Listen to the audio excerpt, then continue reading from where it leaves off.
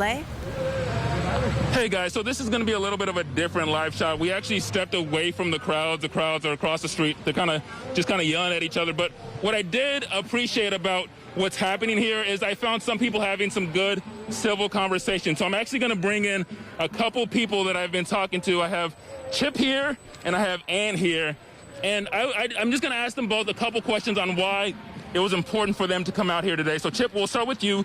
Chip, you were standing on the sides backing the blue. Tell me why it was important for you to come out here today. Well, I think I told you when you first asked me. I thought that was kind of a strange question, asking why we back the blue. My question would be, why wouldn't we? They protect us every day. I know that maybe there are some bad ones in there, but I don't know of them, especially in Arlington. I will tell you that I've lived here for almost 60 years, and I've got nothing but good service from the Arlington Police Department, and I came here to support them. Awesome. I appreciate your comments. And I have Ann and your son. What's your name again? Nat. Now, why was it important for you guys to come out here today and on the I guess you can call it counter protest side of saying that Black Lives Matter? Why was that important for you guys? Well, I think we have seen a different side of the police, and I think we've seen some very good, helpful police in Arlington, and we've also seen some issues with people who are not white, middle class, or upper middle class being treated fairly. And I'll ask you both, because I definitely noticed people just kind of yell. You can even probably hear it in the background for the viewers. People just yelling back and forth at each other. That's probably not as helpful. What would it take? What common grounds can we possibly find so that it's not just yelling back and forth, but we can actually have some actionable matters? So it sounds like you heard what she said. What common grounds? Is there anything that can be? I think if you ask anybody on this side, which is the police side, everyone on this side supports black people. There are no racists over here. They're all very supportive of black people. Black Lives Matter may be a different story because that's an organization that, some people read into a little bit differently. But black people in general, there are no racists over here, and so we can agree on that. We can all agree that we all support black people. And then I'm gonna give you the option. No, give you a chance to respond.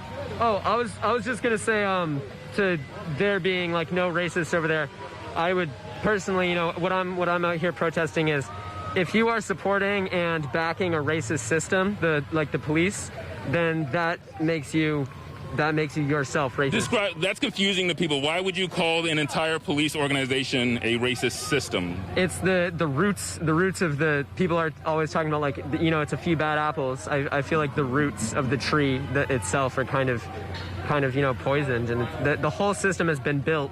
The whole police system has always been built on, if you look back years, you have the police system starting out originating as slave catchers, and then they don't change the uniforms, they don't change the sentiment, really. Okay, so I'm just going to wrap it up here, but I just want to ask real quick. So he's saying that it's a system-wide issue.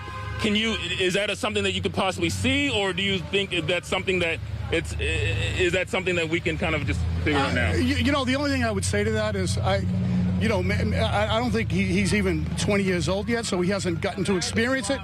He hasn't been able to experience it like I have. My wife was his teacher.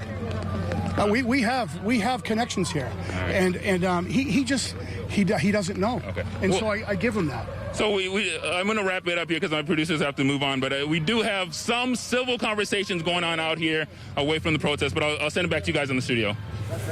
Well, Lee, you've covered several of these protests over the last few months. We always appreciate your perspective. Love how you got both sides there. Thanks for staying on top of this one. We'll see you again at 10 o'clock. And you can see all of Wale's reporting right now on our Boston 25 News app and our website, including his latest report, where he invited people from both sides to meet, to talk, and to listen.